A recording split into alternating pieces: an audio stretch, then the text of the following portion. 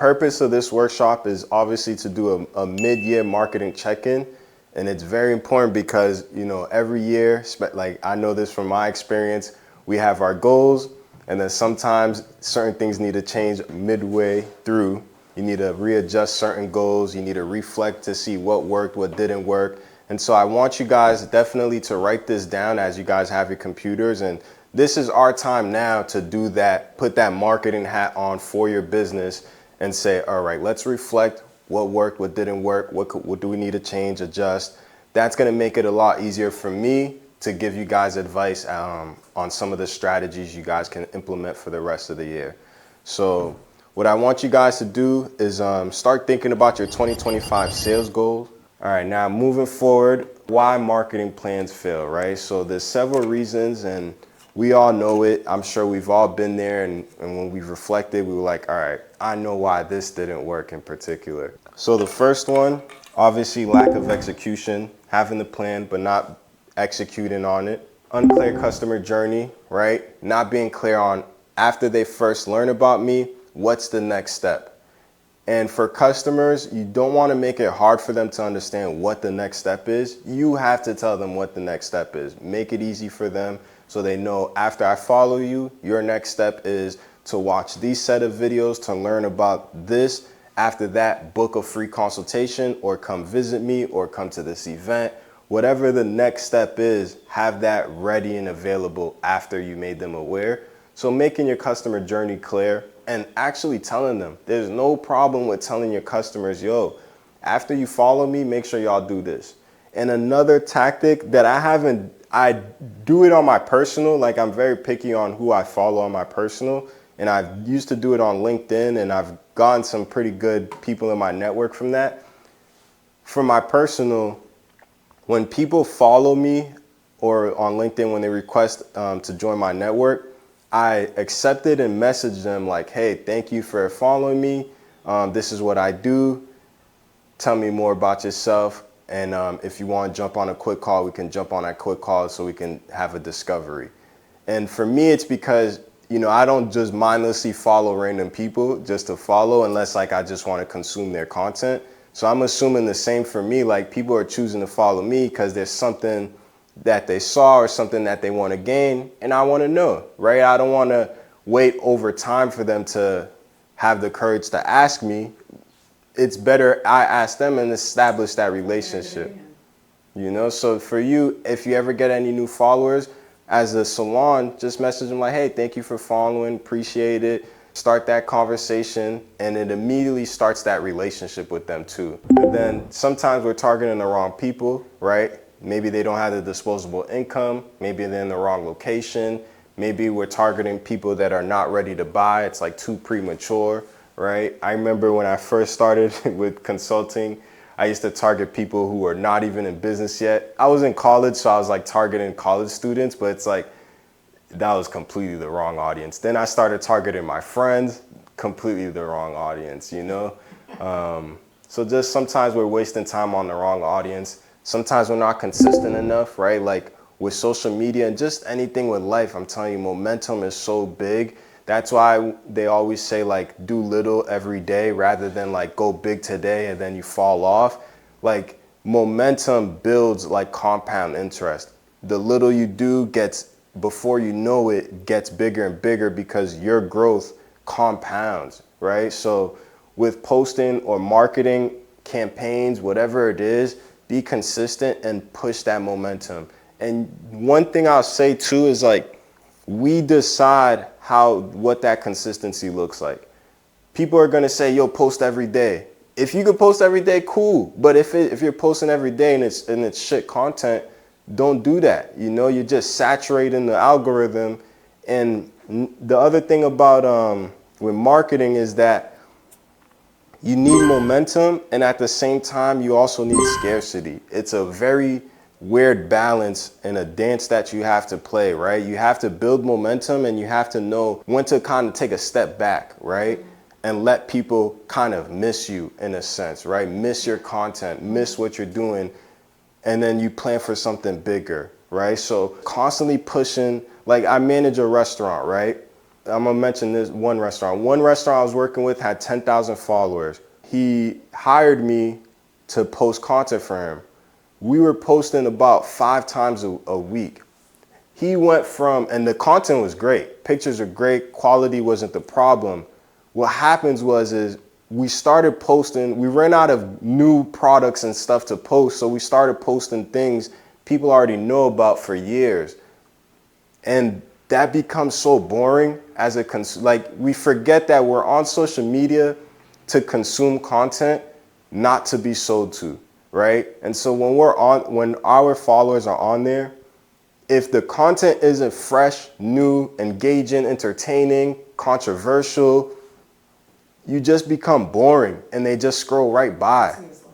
You know, so you have to, being consistent doesn't mean every day. It just means whatever you decide, weekly, bi-weekly, 2 times a week, it doesn't matter. Just make sure you're also consistent with the quality as well. And the intention, like you mentioned, Socrates.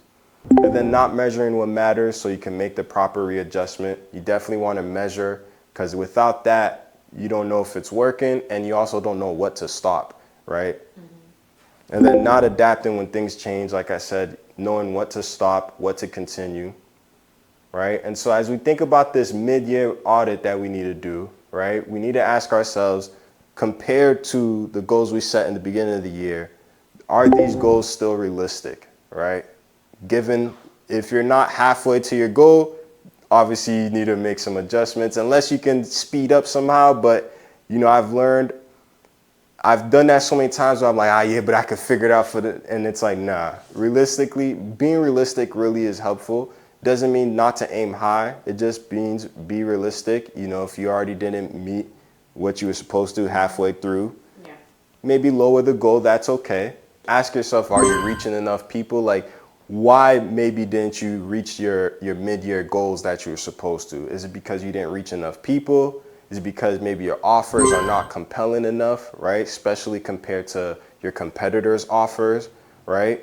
Are you actually turning the awareness into sales? So maybe you're doing a great job making people aware, but are you turning that into actual sales? Are they just getting stuck in that consideration phase, right?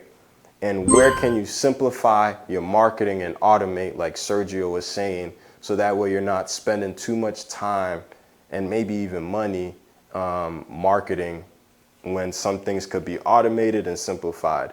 Like that whole DM strategy, there are softwares. I haven't used any just because I don't want to pay for it, but there are softwares that automatically DM new followers for you. Or if someone comments on a comment, I'm sure you've seen that before on Instagram. If they comment, it automatically DMs for you, and that's the trigger. So there are softwares for that. And of course, as we're thinking about this mid-year audit, what is our new goal for Q3 and Q4? So when we are looking at our plan, our marketing plan, and trying to figure out like, all right, where could have things been improved? Where did things go wrong? Or I like to look at it as a leak, like in a boat, right? It's like, where's the leak coming from? So we have the journey and we're trying to funnel the water into our bucket.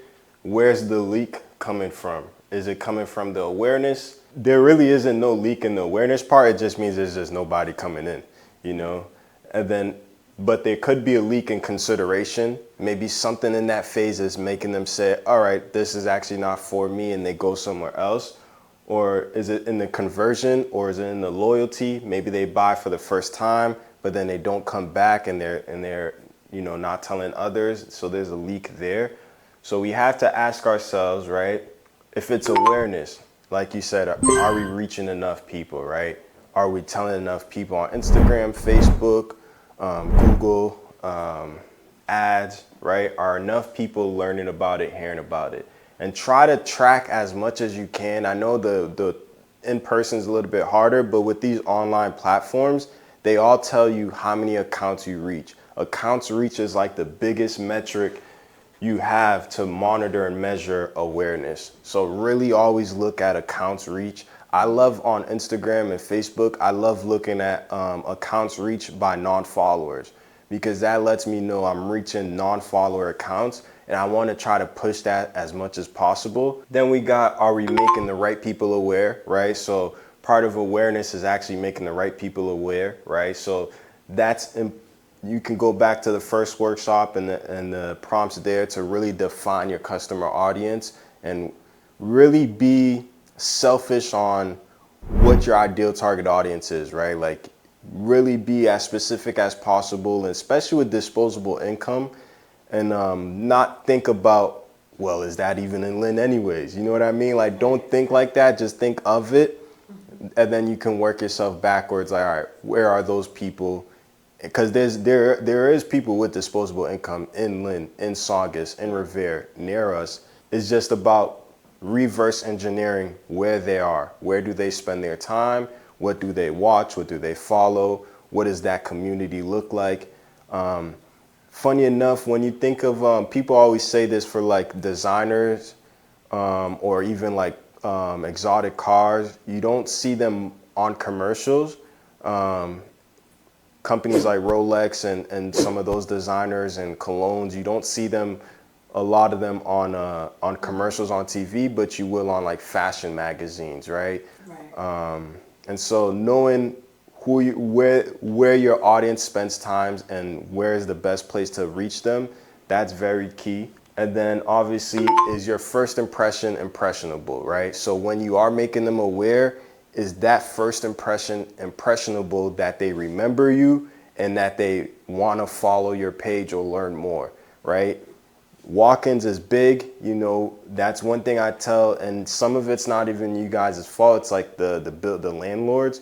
You know, I'm trying to work with the city so we can spend more money on storefront facade programs and stuff like that, because driving by on Union Street, a lot of people have that stigma of Union Street already, and so when they see the buildings, they're kind of just like, eh.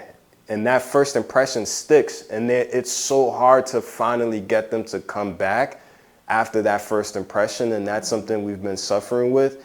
But the same thing with online, right?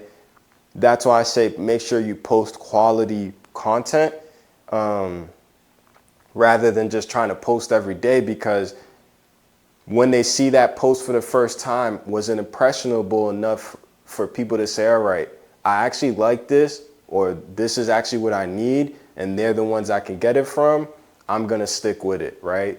Or does it just blend in with the rest of the content, right? So we have to evaluate that. Then when we go into the other part of the journey, we got the consideration, right? Some questions here. Are we showing off our social proof and testimonials, right? So after they're aware, are we actually showing off the customer testimonials? I know all of us here have so many supporters who are great ambassadors for what we provide.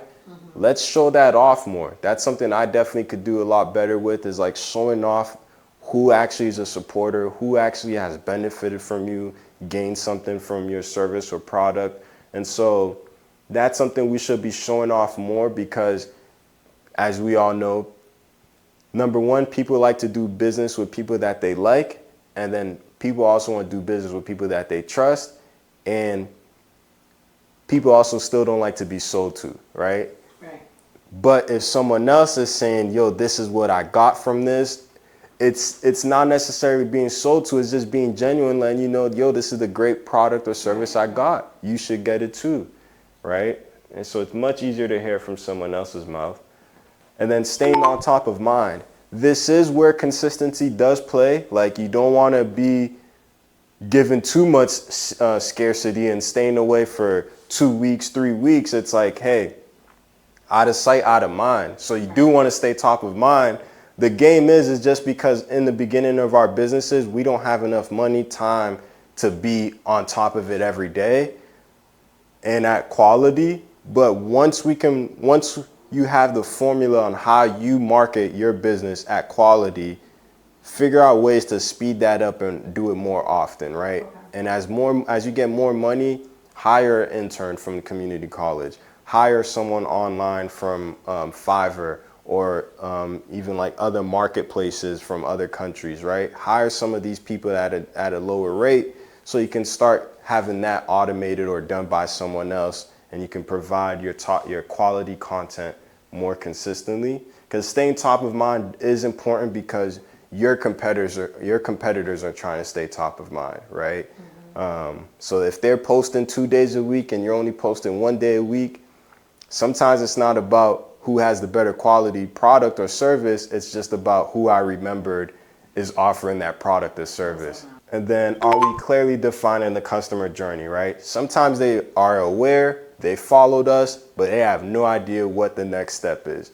I've been there before where people didn't, this is when I was, Socrates, you remember when I was doing the financial advising and all that sort of stuff.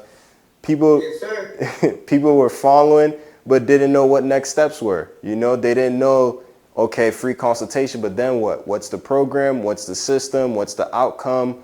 Where are you leading me, right? And so making that super clear where you're leading your followers and your customers or your leads is super important. And then nurturing and building that trust, right? So just making sure you're reaching back out to them, following up with them, of course, building trust with social proof, things like that. And then lastly, loyalty, right? How are we showing gratitude to our current customers?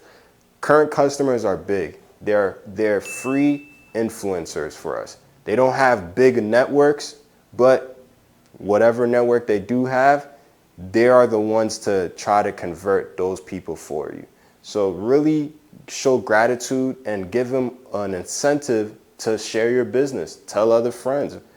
Yo, if you bring a friend, I'll give you 5% off, 10% off. Whatever it is, reposting them on Instagram, social media, whatever it is that you're doing to reward them for sharing, for being loyal, for bringing more people, definitely do that often. Like I said, incentivizing the referrals, the reshares, repurchasing. That's why you'll see stuff like giveaway contests. Giveaway contests is a great way to have your current customers tag their friends on the comments or reshare your post on their story so they can get like a 10% or maybe a gift card. The thing about that is you're forcing your current customers to tag their friends and share it, right? So you have to be strategic on how you make that happen. Rewarding brand ambassadors, like I said, interacting with your followers, like the DMs, right? Interacting with them, making it an actual relationship, especially your existing customers, right? And so as we're adjusting our strategy, right, here's some things I want you guys to do for the next 90 days, right? And I want you guys to at least jot down a little bit for each question, right? So the first question is going to be, what marketing channel will you focus on for the next 90 days, right? Now that you're thinking more about your customer journey, so just think about one big marketing channel that you're going to push for the next 90 days for Q3. Then I want you to list 1 to 2 campaigns that you're going to market during these 90 days. Now, what a campaign is big. When you think about corporations, they only market campaigns. They don't market one-off situations. They market 3-month-long campaigns, 6-month-long campaigns, 1-year-long campaigns. Sometimes they might have multiple campaigns running at the same time, but typically large corporations will have 1 or 2 major campaigns going on, right? So a campaign can consist of, when you go into Walmart, and I literally took a video of it because I loved it. When you go into Walmart, you'll notice there's grills right there. Behind the grills are the chips. I don't even know the order, but I just remember the chips, the buns, the hot dogs, the ketchup, the mayo, the s'mores. Everything related to grilling is in that one section right when you walk in. That's a campaign, summer campaign. It's about to be July 4th. Let's make sure the store is organized to promote this big summer campaign. We'll make sure we have the flowers outside for the gardening area. Any videos or photos, or mostly videos generated from Walmart online is going to be talking about the summer and all that sort of stuff. Think about also the back to school campaigns, right? The commercials, JCPenney, Kmart, all these stores, clothing stores will promote with videos. August time, they're already promoting back to school campaign for school supplies and clothing. So campaigns tells your customers and your followers what's important, and it really builds that momentum for that one specific product or service you're trying to push. Other products and services are still getting sold, but this major campaign is like what everybody's talking about, seeing. And the reason why campaigns work is because it creates multiple touch points. When you have not only for your salon, when you have a poster highlighting a specific service that's really hot right now, right? And you have a poster detailing it, but then you also have a Facebook ad commercial that's also pushing that promotion. Then you're also telling your customers, hey, did you know we have this big promotion going on that if you bring a friend, we'll give you 10% off. Make sure you go tell people about that. I know times are rough, economy's a little bit rough. This can help you and help me, right? Whatever the campaign is. When you're creating multiple assets to promote it and push it, that's what creates the momentum and sticks in people's head that, yo, this campaign, 10% off new customers, 10% off new customers. Everywhere they go, they're seeing it. And it kind of just like, when you repeat something so many times, they finally are ready to buy, right? So essentially what you're doing is hammering it down until eventually they buy that one campaign, right? Then I want you guys to jot down what you want to achieve with this campaign. Is this campaign going to get you awareness, right? Meaning followers. Is this campaign going to get you more sales? From what? Is it sales from, like for you, Socrates, is it sales from more donations from corporations? Is it more attendees at the event? Is it more sponsorships? What are you planning to get from this campaign, right? And you have to be strategic. Then after that, I want you guys to jot down, once you know the 1 to 2 campaigns and what you want to achieve, jot down 2 to 5 ideas that you can use to spread awareness of this campaign. So how will people know about this campaign, right? And campaigns, one of the biggest things is just making it urgent, making people want to act on these campaigns urgently. So yes, you can attach a promotion or a discount to these campaigns that kind of create that urgency for people to act on that campaign. So that's definitely an idea that you can do.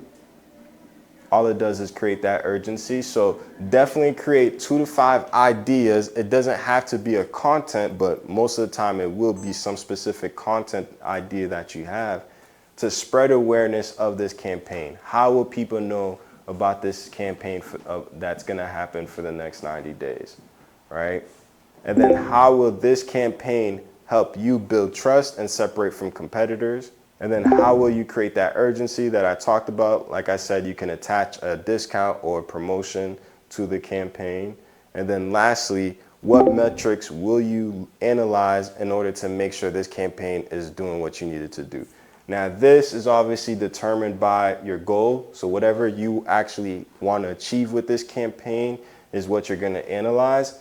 What I will say about the campaign goal is don't make multiple goals for one campaign. Don't say this campaign is not only going to get me more followers, but it's also going to get me more customers. It is going to do both, but not at the same rate, right? And so you want to prioritize one over the other. If you want to get followers, that's different from getting customers. And some people would say, all right, so why get the followers? Let me just do a campaign for customers. Well, what you just said is you're trying to get people to skip this entire journey and just jump into customers. Right. No, there's steps to it. You need an awareness campaign. That awareness campaign, yeah, you're just getting followers. Not many people are actually buying, but it serves this purpose of getting you out there to the world. Same with a Super Bowl commercial. A lot of those Super Bowl commercials that we get, you know, they're spending millions of dollars. Last year or this year, it was about $7 million for a 30-second ad. And, you know, who doesn't know about McDonald's, or not McDonald's, let's say Dunkin' Donuts or Google, because those are the ones who are actually on the Super Bowl this year. Who doesn't know about these companies, right? Why are they spending $7 million? It's clearly not for awareness. Because everybody knows, yeah. Everybody already knows. Mm-hmm. It's clearly for consideration. For Google this year, they prioritized their AI software, Open Gemini. They wanted to promote how Gemini can help you with a job, right? So they did a commercial with this father who had been at home as a stay-at-home dad for a few years and hadn't been able to build up his resume, now wants to get back in the workforce and had to use the Gemini to talk through his nerves about applying and his resume and his lack of work experience because of being a dad. And it helped him use what his skills were as a dad on his resume, right? And it was a wholesome video, right? And so that built that trust. It emotionally also got us attached to the brand and the video, right? So I say that to say, again, with these campaigns, our goal is not to have multiple goals on one campaign. Choose one specific goal for that campaign. And what I would suggest is have an awareness campaign. Create one awareness campaign and then one other campaign related to a specific product, service, or discount or promotion that's going to be happening within the next 90 days. So you got one major awareness campaign that's going to make your brand aware to as many people as possible, especially as many of the right people as possible. And then you have another campaign to drive sales on one specific product or service that you're offering. I'm going to go through each marketing channel. Give me what your questions, ideas about these marketing channels, how you plan to maybe use it if you are going to use it for the rest of the year. And then we can talk about the typical things that work for each of these marketing channels. So starting with referrals, again, this is the ChatGPT prompt that you'll be able to use. With referrals, it's a lot different than the other metrics, but you know how many people you told about your business and asked for a referral from, right? As soon as you start with like, you know, some of these network marketing companies, they immediately are like, yo, what's your network, right? Your power of influence, right? And they make you write down all your cousins, your family, your friends, and then they say, all right, reach out to all of them, or which out of these people are likely to buy, right? So do that for yourself as well. Write down your whole network as much as you can. Start reaching out. So I'll give the floor back to you guys. The thing about why I like referrals, like I put it here, fastest way to build trust. When someone tells you, yo, I trust, when I vouch for something and they already trust me and I'm like, yo, I vouch for this person, they're borrowing my trust, you know? And so that's why it speeds up a lot faster than any other marketing channel. And I do think there's some businesses, they've only built their business off referrals. And it's so crazy to hear like they're making millions off straight referrals. All right, so the next one is organic Google. Definitely my second favorite. Why? Because organic Google, people actually have the intent of buying your product or service on Google. In the beginning, when Google was first coming up, it was easier, but now because it's so saturated, there's a lot of competition to be the top 3 to 5 choices on Google, right? Or the top 3 to 7. And so what we have to do is build that SEO, right? And so on your website, you gotta have the keywords, right? You gotta have new content. You gotta update it frequently, right? And so making sure your website is actively updated every month, every week, not every week, I'm sorry. Every month is good enough, even every quarter if you don't have the time. Just periodically update it. The reason why is because how Google works is Google has crawlers, right? These crawlers are AI robots. You know, it's not an actual person, but these crawlers are going on your website, reviewing the text information, right? So when you're creating your website and you have this, let's say this is the home page and this is like the main title of that home page. Every text has a tag behind it. One is called a heading, subheading, paragraph. And and you have to make sure you properly define each text with those tags. Google, you got to remember, is a business, right? The business of Google is to make sure everybody uses it for searches. And so Google, for us as consumers, the only reason we use Google is because they're accurate. When we search, we get accurate answers. As soon as that's no longer the case, we are not going to use Google. So Google wants to make sure the results they're popping up, first top 5 choices, are very good. And so they don't want outdated websites being promoted than another website who's actively being updated for new things every month or every quarterly. And then so these crawlers are big. They're looking through the text to read it. So never have your prices or services on a PDF file. Always have it written out on the website itself. Right.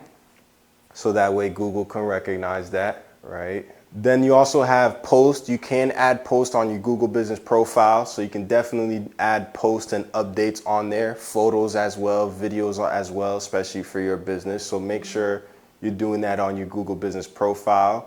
And that's pretty much it. Over time, you kind of just have to let Google build trust and a history with you. Kind of like your credit score, where it's like, you know, you can have everything else on point, but you just need the history, right? And so Google's the same thing, where they want to promote a website that also has been active in a website for a very long time. And another thing that they've been promoting this year, every year they release like a document detailing what's important for their ranking, how they decide what ranks higher than the other. This year and last year, what they've been prioritizing was experience, right? Experience, the reason why is because, and they have an acronym, it's called EAT. It used to just be EAT, but now it's EEAT. And that experience is that second E. The first one is expertise. Now this new one is experience. Experience is all about the customer's experience, right? Because of social media, Google recognizes that on your website, they want to see somehow, some way, more customer experiences. So that could be a testimonial, that could be a customer story. It could be also some customer content if you can add that on as well. Especially for you with before and after photos, you can definitely add that. And then just write down too, even if you had to audio record it and have ChatGPT summarize it into proper grammar for you, and just write down a story of, yo, this person came, they needed this hairstyle for this day or this specific event. We were able to do it. Here's some of the products that I use. Here's the type of hair that they had. And we achieved it. Everything was great. They loved it. Not only will those keywords help you if anyone ever searches like best hairstyles for engagement, best hairstyles for a baby shower, but at the same time, Google is learning about this experience and they can promote that. And there's another part of the SEO. It's alt image text, right? So for people who can't see, or maybe people who are colorblind, if you can add text behind that on the alt image text. So those people who can't see, I don't know, I've never seen it, but they use websites a lot different than when we do. When they're on the website, it's reading it out to them. It's very descriptive, and it will describe the image only if you provide it though, you know? So if you don't provide it, then you're missing out from accessible crowds or things like that. So, and I also don't know how Google ranks that, right? Like a website that is fully accessible versus not. I'm assuming they're gonna rather the one that's fully accessible, because again, it just makes them look better. So the next one is organic social media, right? And so the metrics we need to be looking at on the awareness level, like I said, accounts reach, and especially accounts reach by non-followers is big. One thing I will say about social media that we have to be aware of is when you're posting organic content, you're literally marketing to the people who already follow you, right? And so if you only have 100 followers, you're literally just pushing that content to the same 100 followers. And the worst part about it is these platforms have an algorithm, and same as Google, this is their business. So for them, they only want to promote stuff that is going viral. They could care less about the quality of the content. That's why we have so much negativity and misinformation being promoted and controversy, because it's trending. It actually, so what we need to remember is, Instagram has a rule, right? Within the first hour, it's gonna show it to about 5 to 10% of your current followers. If those current followers are engaging with the post and liking it and commenting, Instagram's gonna now show it to the rest of your followers, right? Or a little bit more. If they start liking it as well, now they're gonna definitely show it to all your followers and maybe even some of the followers of your followers, right? Now you might get on the explore page. Now you might be on suggested posts, right? Suggested post is not paid for. That's just Instagram suggesting posts based on what you engage with, but that only happens if that post had already been engaged, right?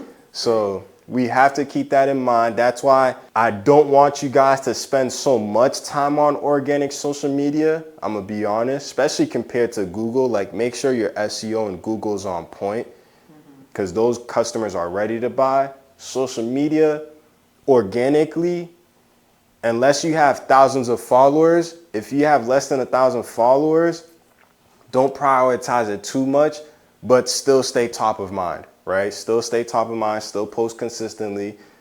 Once you have more than 1,000 followers, what happens is those followers are likely to reshare your content on their stories, are likely to send it to friends, right? And you can also use that 1,000 followers or more for giveaway contests. Giveaway contests really do well on Instagram. It doesn't necessarily get you more customers, but it will get you awareness, and you're kind of hacking the algorithm because you're forcing to get 10,000 comments. You're forcing to get X amount of shares. And when you do that, Instagram doesn't recognize like, oh, it was a giveaway contest. That's why people are tagging on the comments. They just see, oh, increased comments, increased non-followers engaging with this post. This post must be going viral. Let's send it to more people. So again, it's like hacking that momentum. But that really only happens at a certain follower threshold. I just threw 1,000 out there, but you can possibly do it with a little less. It's just harder.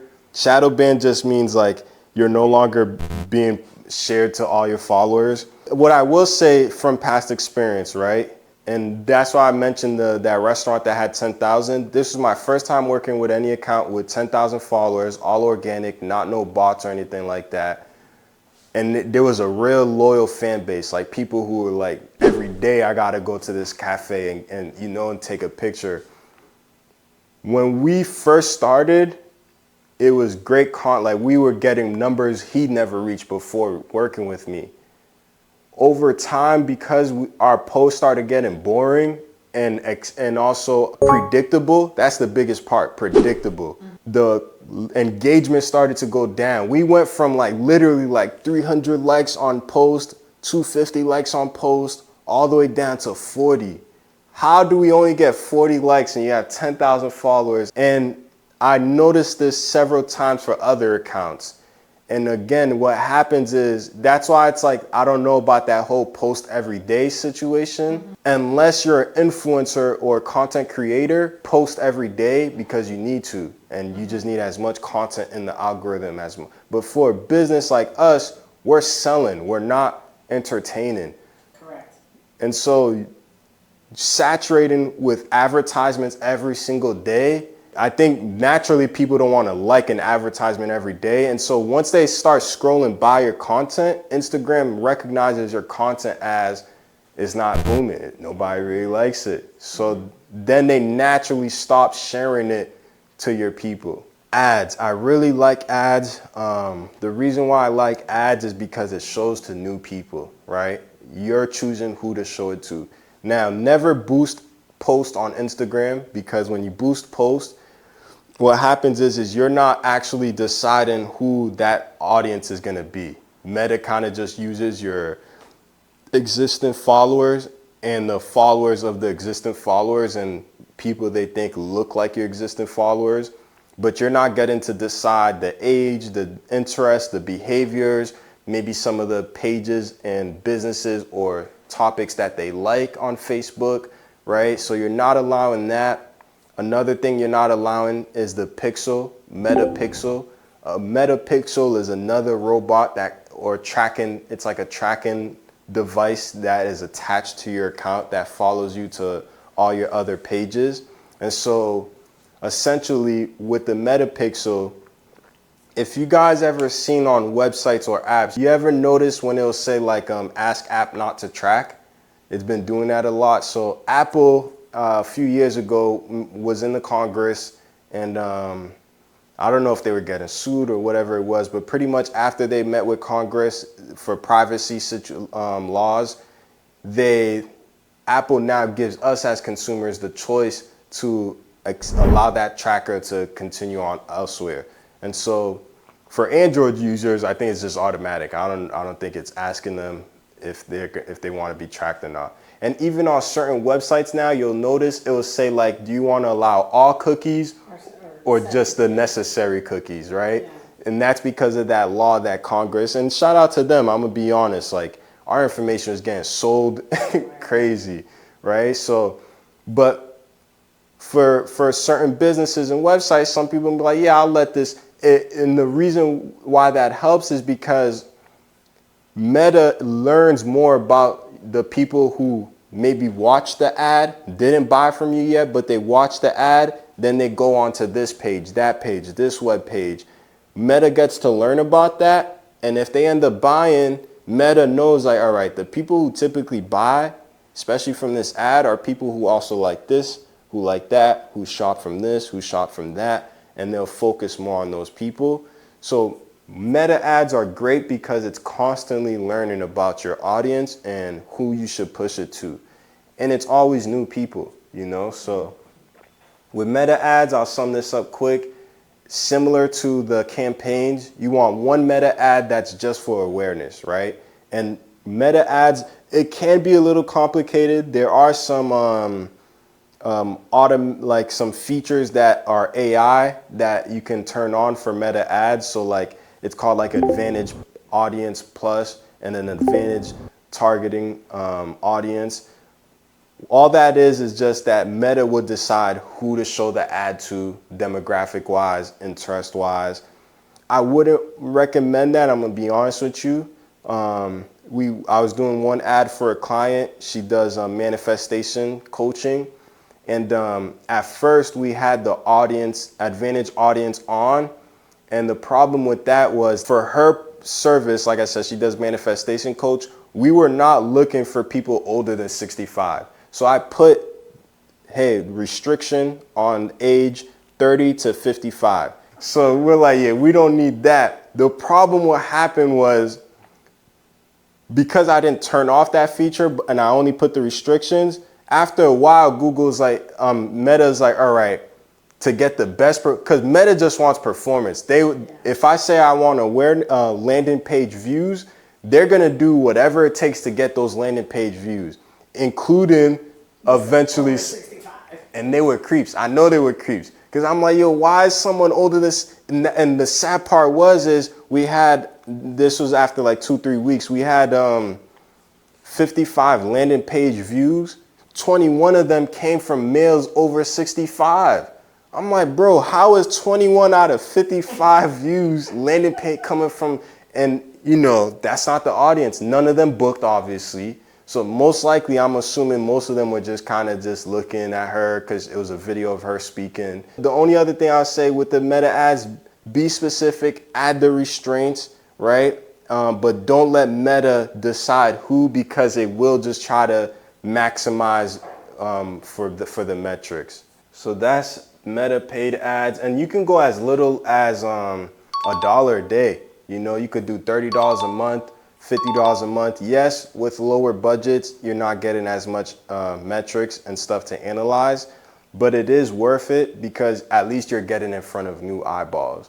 And if it's a good enough commercial, like my advice with a lower budget is like try to get one commercial done, right? 30-second commercial that you can use all year long, 2 years, 3 years. It's something that doesn't expire or get out of season, and just have that run all year long, constantly, just getting in front of new people. Mm-hmm. Second part is having that urgency ad. So once you create the awareness ad, that's not the ad that makes people buy immediately. That's just the ad for first-time people on Meta, you can literally have the second ad, the urgency one, target only the people that viewed the video or only the people that went onto my landing page. I want you to retarget them with something that creates urgency, right? And so now the people that already seen that first ad, now they're seeing a new ad that's saying, yo, if you act now, get 10% off. If you act now, you can enjoy 20% off. If you act now, I'll throw in this bonus, right? That is very helpful for the people who, for the follow-up on that ad. And that's typically how ads work. It's never just one ad. It's always multiple ads. And you'll see it even on Meta. Meta will have a campaign, ad sets, ad. And the campaign, you should have awareness or conversion. Ad sets should be like various versions of the ad. And then obviously the individual ad itself. Google paid ads I've never ran, I'm gonna be honest with you. I've had a few video clients that have told me their success on Google paid ads. I am starting a course from Google. Then you can do the course too, it is free to learn more about Google paid ads. But obviously, as you know, someone searches, like you said, best salon in Lynn or best salon near me, best Dominican salon. Even if you have the organic on your website, all the keywords, and you're ranking #1, the sponsored ranks higher, you know? So there's usually like 2 businesses. I don't think it's more than 2. It's usually 2, maybe 3 that are sponsored, and then the organic ranking, right? And so you could have the worst SEO, you could be brand new and still pop up 1. The only thing with Google is, and if you do run a Google, there's Google representatives that will work with you for free to help you set up the ad. And they also match your first ad. I think it's like $500 credit. If you spend $500, they'll give you $500. The other thing to remember with Google is that it's bidding. Even with Meta ads, you're bidding. So what that means is, if I'm telling Google I want to rank #1 for these keywords, here's my budget. You're also saying I want to rank #1 for these keywords, here's my budget. Google is going to go with the one bidding higher, you know, willing to pay more for the leads. And so I think sometimes people lose a lot on Google paid ads because they're not bidding high enough. They're bidding lower, yeah. And they get outbid, and then they're like, man, it doesn't work. But it's like, that's why they will say, try to look for keywords that are not hot or popular. Look for keywords that are a little bit too specific, right? So like, as a business, everybody's going for best salon near me. Right. But who's going for, like you said, sew-ins or a specific type of thing? Now, yes, you're not getting as many search queries of people looking for that, but when they do, you're right there for them. And it's cheaper. Those are a lot cheaper bids or cost per leads than those other popular ones. So that's one way to think about it. And then I already talked about that. And that's it.